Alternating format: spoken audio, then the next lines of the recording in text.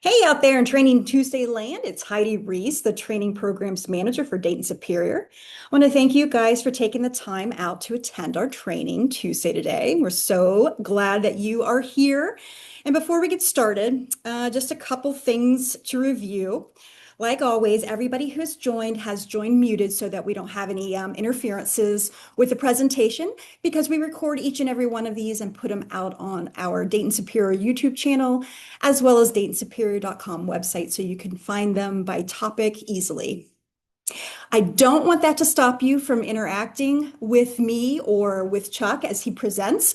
Although, since you're muted, you got to do it through me. So you can do the chat functionality or the Q&A area of Zoom, and we can have a little chat.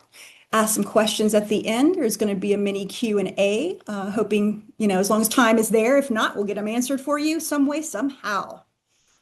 Okay, so this presentation is intended for training purposes only. Any technical specifications for the products that are mentioned, please refer to DaytonSuperior.com.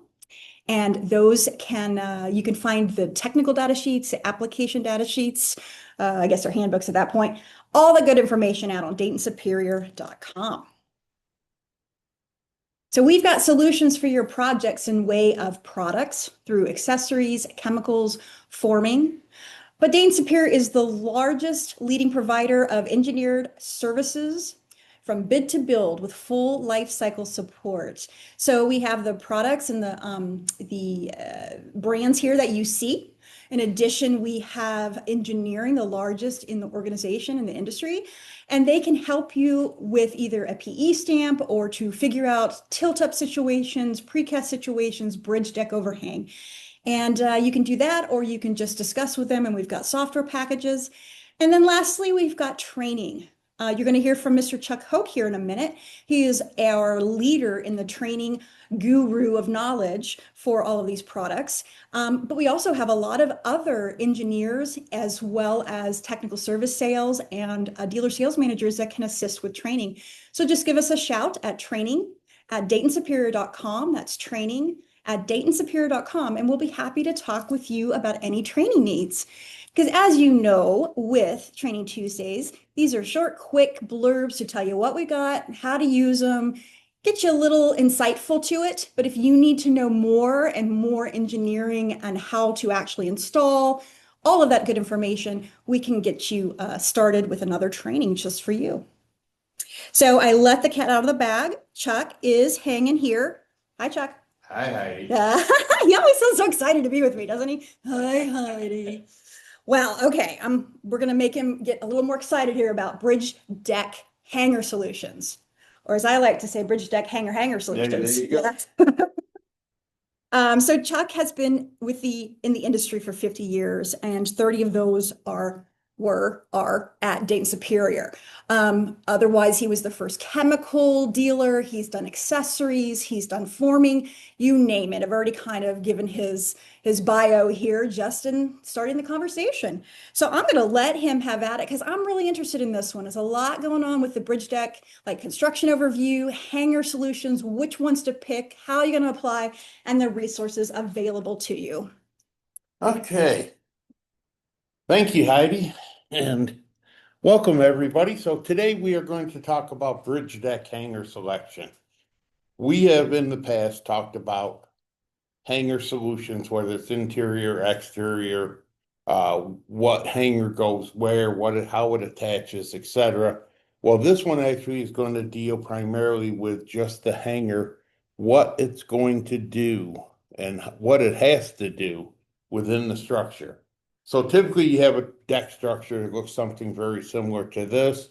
This is a section view of a typical bridge here. You've got interior, exterior, interior girders, exterior girders. And typically what you will find is on most deck plans is in the specifications in the beginning of the drawings, the basic note section within the plans will have whether or not it is going to be a removable wood form, SIP decking or some other method of forming the interior bays of this bridge. So we're gonna say that, hey, most of these jobs here are gonna be old school and use wood form. So a removable wood form. So when that's done, we typically here will have a layout, something very similar to this. This is using a steel beam here, and the application here, you've got your uh, hanger in place here, your C60 type 1. This typically is ordered C60 type 1 with the beam flange width required. There is no haunch built into this hanger, so it's basically pretty flat with the top of the girder. You have the coil bolt, which is actually can be a coil bolt or a adjustable coil bolt. You're going to have flat washers, coil nuts, which are included with the hangers, because they're left in the deck and they're something you will not retrieve. You have the adjustable coil bolt as I have over here, which is probably the most common way because of haunches on bridges, and we're going to talk about what a haunch is and what a fillet is. Oh, good, because a fillet to me is a steak Yeah, fillet. for that. So then we have running nuts and washers, which actually may or may not be needed. You've got double whalers and then joists, and you have a fillet board or fillet board, as some of us may call it, uh, and the haunch. Now, the haunch, every bridge has a haunch built into it because there is a camber within the girder. Now, the girder, when I talk about a camber, I'm talking about an arch to the bridge, to the structure. Before you put the deck on it or whatever, even the steel beams or concrete girders all have an arch to it or a camber to it. And this is put in place here so that when you load the concrete onto the top of the girder flattens out to be straight across. Uh, Typically, they don't want the girder to go past that level playing field. They don't want it to go into a negative haunch, which is not a good thing. Uh, so usually they try to actually incorporate this, and this is all done by the structural engineer and design. So, but what we're looking at is the haunch is actually varied from beginning of from the near the abutments to the center of the span to the other end of the span, primarily because what it's going to do is help maintain a consistent deck thickness. So what it does is you actually put that haunch in to actually remove concrete from the bottom side of the girder. As it comes down, the girder will then be somewhat level, but you will not have thicker concrete out towards the end of those, like what would be the abutment and the pier, say, or the other abutment.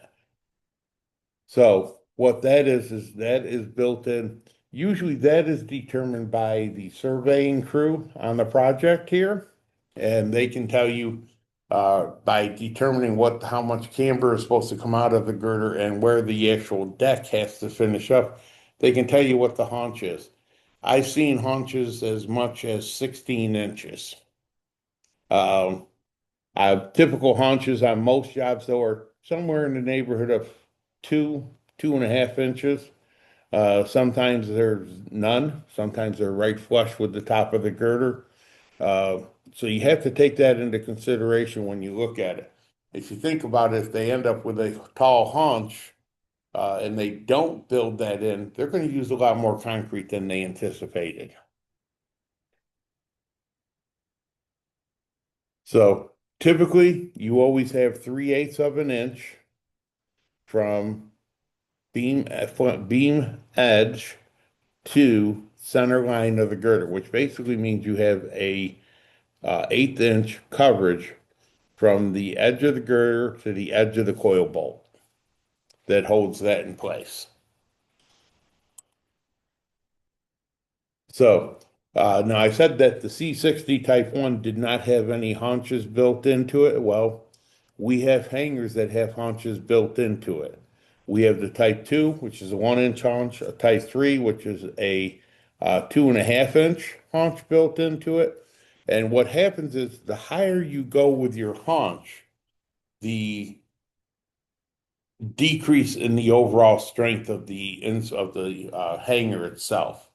So you're actually looking at only at 2,500 pounds at 2.5 inch. Uh, because of it's a little bit different style. We actually use a strap instead of a wire, 0.375 wire, to run from clip to clip. So those things are all consistent with uh, our handbook, what we have posted in the handbook. Realistically, I am, uh, if I have a small haunch, I will use one of these hangers if need be. If not, I will build the haunch in with my formwork to actually accommodate. I'm one of those guys, I like to maximize all my spacing with my hanger strength and then build out with what I need for lumber. So if we're talking other hangers, like most interior hangers uh, that have a zero haunch on the interior, I typically would run a C60 Type 4, primarily because it is one of the strongest hangers in the marketplace. And with the excuse me, with the interlock clips on the end, which basically lock the hanger right on top of that girder, you're you basically your hanger's not going to move. You're guaranteed your coil bolt's going to drop down through without any issues. You've got 6,000 pounds of load capacity, but you may also have some issues with steel coverage over the steel of the hanger. So those are things that you can take into consideration here when you're looking at them. Now, another hanger that we have available is the Type 5, which is very similar to the Type 4, but what it does is it does not have the interlocks which lock over the top of the girder, but this one here just sits right up on top of the girder. This is also another 6,000 pound hanger, very good load capacity, and it is one of the strongest hangers also available. You can get a Type 7 hanger here, which has an 1.5 inch haunch. Uh, how that bounced in around the other hangers, it was one that was added later on here. Sometimes we see where an inch and a half maximum haunch is actually required. So this hanger actually came into play. The worst part about this is it's only a 2,375 pound hanger, which may mean you have to have more hangers on the interior to support what load you're going to be carrying. But remember, you're not going to be carrying the weight of a finishing machine on the interior girders. So typically this is just supporting formwork and the weight of the concrete. If you're dealing with concrete girders, you can get a Type 8 girder here. This is a 15-degree offset. This basically allows you to actually move the coil rod out away from the edge of the girder so that you can put a nut and a washer on it without interfering with the girder. Uh, you can actually take these hangers here and intermix them, these ends, with any of the other ends on any of the other hangers, depending on what your circumstances are. So you can have different needs or different requirements. We can actually help you with the design of the hanger to actually accommodate your needs. One of the best hangers that I actually like is the coil rod hanger. Used this hanger in New York when I was a dealer in upstate New York for all of the projects that had removable wood form. It's a 4,500 pound look per load side. The hanger drapes across the top of the girders and drops down. It has a break back on top of the girder, so you can build your haunch right into your lumber forming. And then when you're done, strip all your lumber, take the coil rod that's actually dropping down grab it with a stout pipe on it and just bend it back and forth. And what'll happen is that hanger will actually snap off an inch on top of the girder. So then you can just patch that with grout or caulk and be done with it. And you don't have any waste. The worst part about this is the coil bolts that you would typically have that would be reusable are already built into this hanger and you are snapping them off. So therefore, you lost the coil bolt. But it is a quick and easy connection. You can get this also with a 15-degree offset if need be, depending on the type of the girder you have. And once again, it's a 4,500 pound safe working load. Now, inside our handbook, and this I would recommend if you don't have this, go to DaytonSuperior.com, go to handbooks, and actually download this so at least you'll have a electronic version of it. And this is actually the most updated version that's available. We have all of our half hangers. Now, a lot of times you may end up in a situation where the contractor is going to form up only part of the bridge, like in a phase construction job. So you may have to have some half hangers in place here, especially on the interior. We have a listing of all the half hangers we have here, whether it's a type 1C, 1AC, a 1S type hanger. Now, in all these hangers on this quick little chart here with the application, we have it designed for either concrete or steel. Those are actually the most common applications. It doesn't mean it's the only application because a lot of these here, because if it's a steel beam, you can also attach it to a concrete girder if it's a weld on or a weldable hanger that actually would get welded to either rebar protruding out of the girder or to Nelson studs out of the steel beam. So what you'll actually see here is we also cover our half hangers, precast half hangers, and a lot of these you will see uh, typically a standard is a 6x4x2. Those are pretty much the standard. It is not the norm because basically the 6x4x2 is quite prevalent, but with different states, we have different requirements. Like in Texas, we have to have a 45-degree clip for most of the girders in Pennsylvania. You're either going to be, or excuse me, in Texas, are going to be 18 or 24 inches. It depends on the girder and how far back in we have to have that leg comes in before we embed it into the concrete. We that can vary from state to state. A lot of times too, you may want to recommend a bearing plate underneath this, especially if you're talking about high capacity loads. Reason being is that bearing plate will help distribute the load on it and the concrete will not fracture right underneath that clip, which we've had instances where that can happen.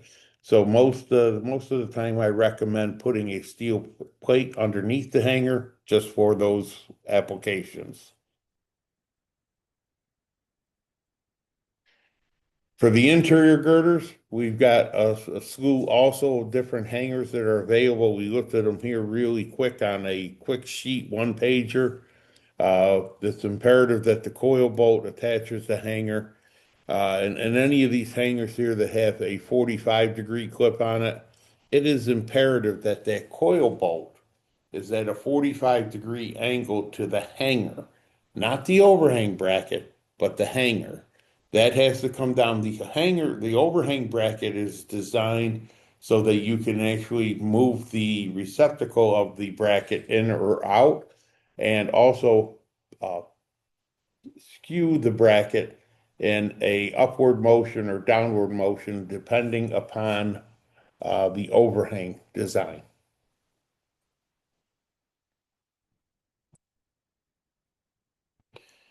As you see here, exterior hangers, the coil bolt is always at a 45-degree angle to the clip of the 40 on the 45-degree hanger. And the overhang bracket here, as you can see, is not at a 90 degree, so it's at more of a, oh, probably 75 to 80 degree angle. This can vary by 5 degrees plus or minus. So you have a little bit of play with it, but not a whole lot, because what will happen is you will point load on top of the hanger with that coil nut, and you will actually create a weak point where the hanger will fail.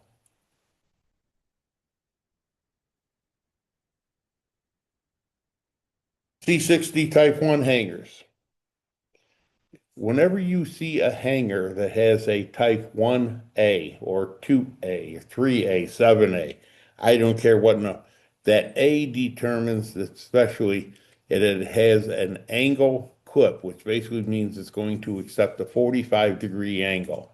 So there's right now we currently have three clips available. We have a 45, a 90, and a 15-degree offset. Uh, there is also a 60-degree available, but those are on special orders. You don't see many of those back in when we used to make overhang brackets out of wood. That was what we would use. So, dating myself right there. So we have TC60 Type 1, means it has a Type 1 clip on the 90-degree side and an angle clip on the other side. 3,500 safe working load. Do not run a finishing machine off of this hanger.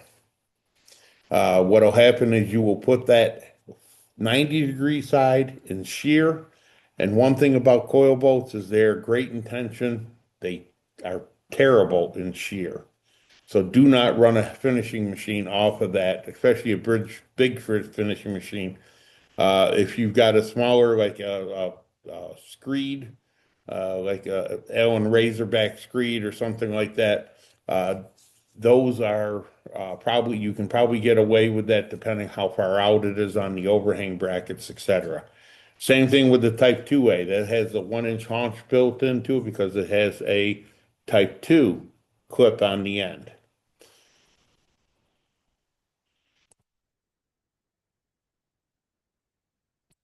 Same thing with the Type 7.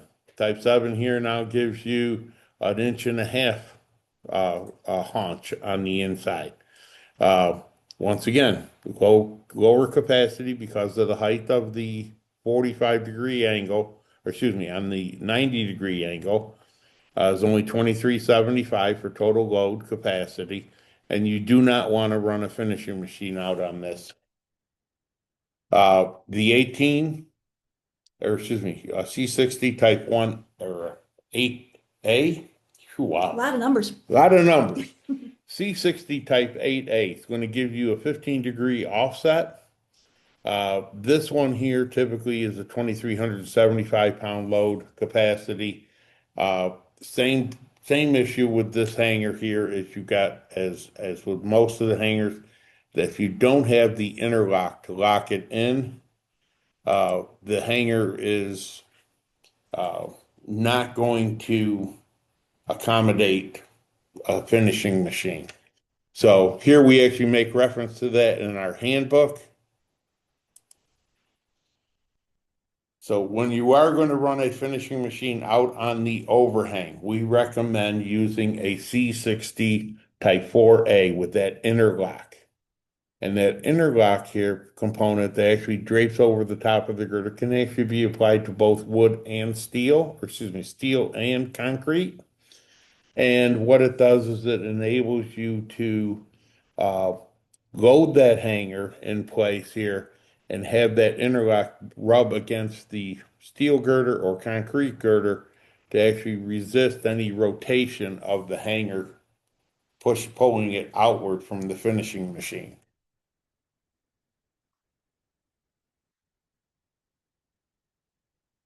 Interior hangers, typically in the exterior hangers, we also have a coil rod hanger. This is a 45 uh, C60, or excuse me, C41 Type 4A coil rod hanger. This one here is a same thing as using the coil rod hanger on the other side. You can run the finishing machine off of this one here because of the bend of the hanger running in and around the girder. And what it does is it will enable you to actually have a 1 inch break back up on top of it. One of the nice features about this is you can use it with the standard C41 to accommodate the uh, whole bridge deck across the whole section. We also have specialty hangers, the C68. We can get that with a tie down on a 45 and a 90. So we have a type 4B for a 90 and a 4AB for a 90 and 45. And the 90 being the part with the clip that wraps around. These are also denoted for, especially for in steel structures where they have tension zones. It is a 6,000 pound hanger. We also have a C63 Type 1B and a C63 2B, different haunches for the different situations. But we also have 90, we have a 45-degree angle with a clip on it here. You'll see these hangers used, like I said, in a lot of tension zone areas, or if you have concrete plank that you're using instead of SIP decking. Um, I will tell you, if you are quoting a project like this and anticipating using the C68 or the C63, to order the hangers early, get them in so the contractor can put them in before the um, SIP deck guy comes in and have the SIP guy block in and around the hanger. Because if he doesn't, to come back in, it's a lot more work to actually cut all that SIP material to actually have the hanger so you can clip over the top of the girder.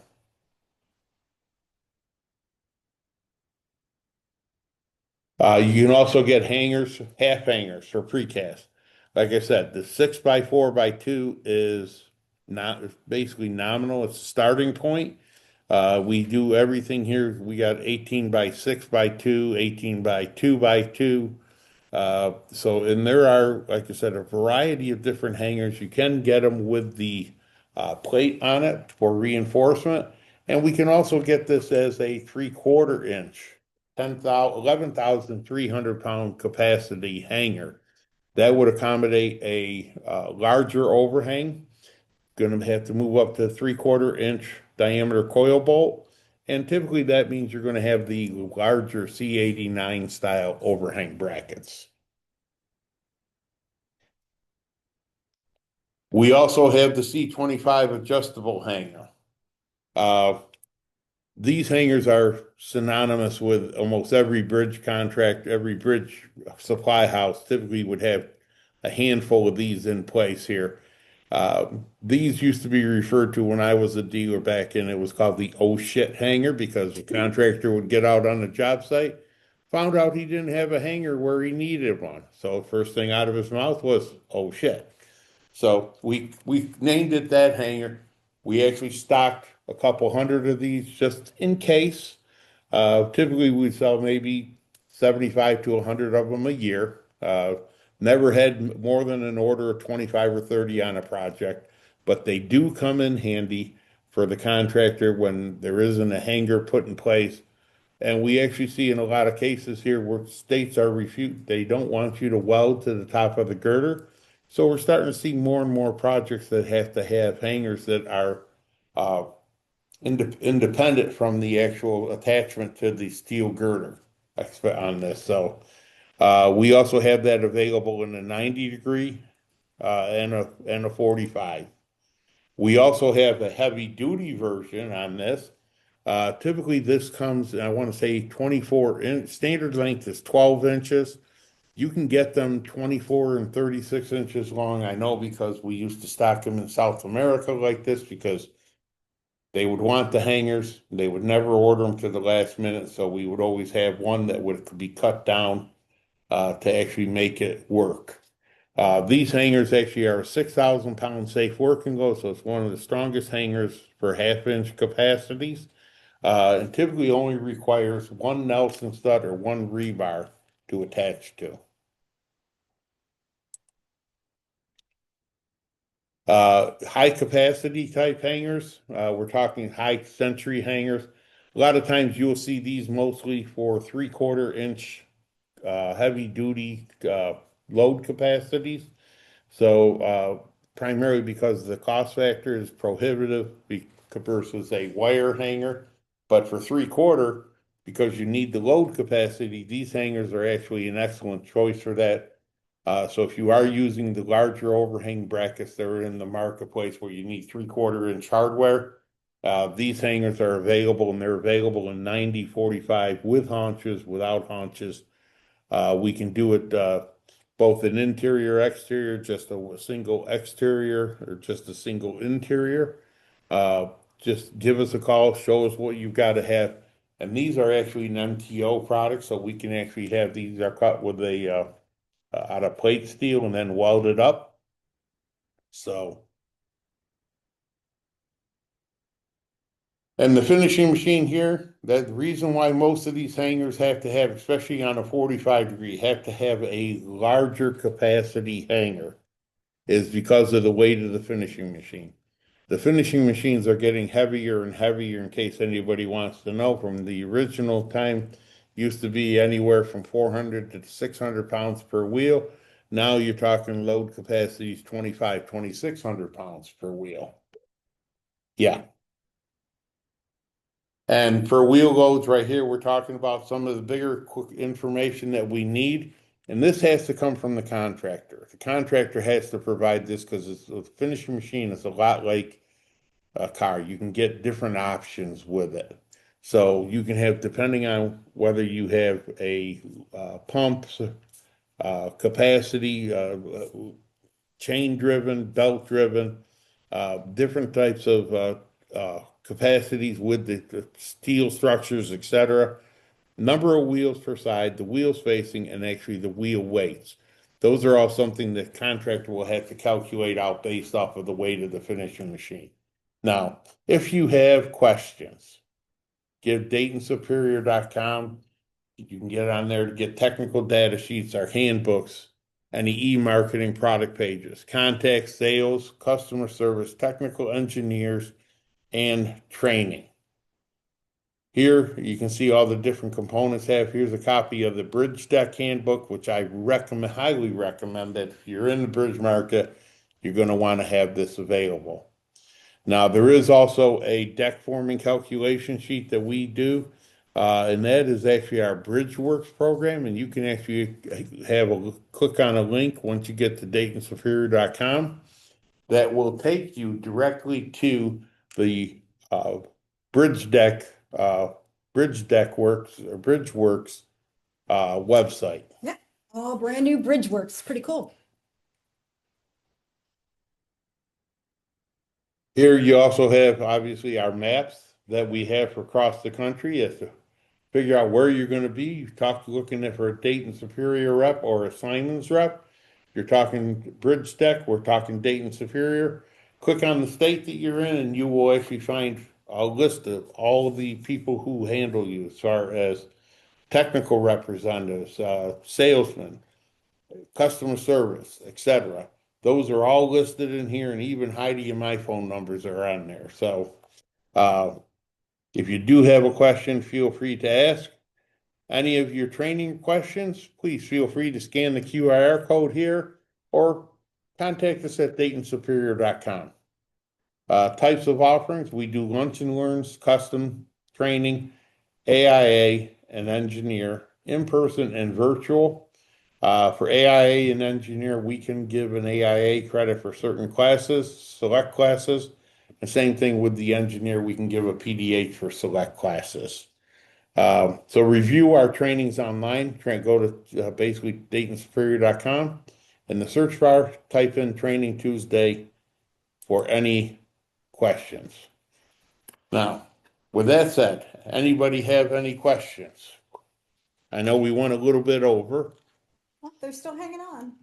Yeah, if you guys have any questions, and enter them now through the Q&A or the chat functionality in Zoom.